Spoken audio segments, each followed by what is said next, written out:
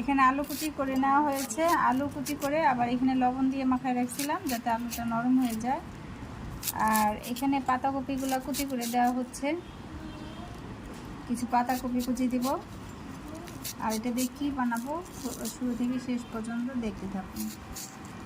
পাতাকপিগুলো লবণ পানির সঙ্গে সুন্দরভাবে মিশিয়ে নেওয়া হচ্ছে যাতে একটু নরম হয়।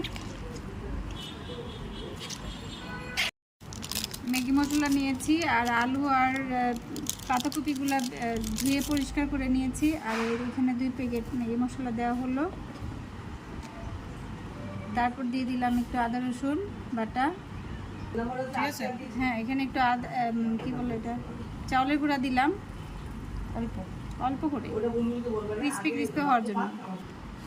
এখানে পেঁয়াজ কুচি দিয়েছি, এটা আটা, এটা হলো চাউলের গুঁড়া, আর এটা কর্নফ্লাওয়ার, গরম মশলা গুঁড়া, আর হলো পেঁয়াজ কুচি ফ্রোজেন করা ছিল, আর কাঁচামরিচ দিচ্ছি।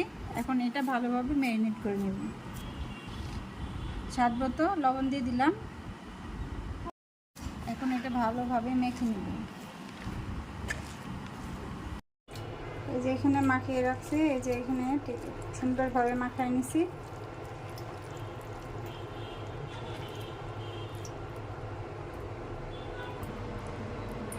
এখন ছোট ছোট করে এই যে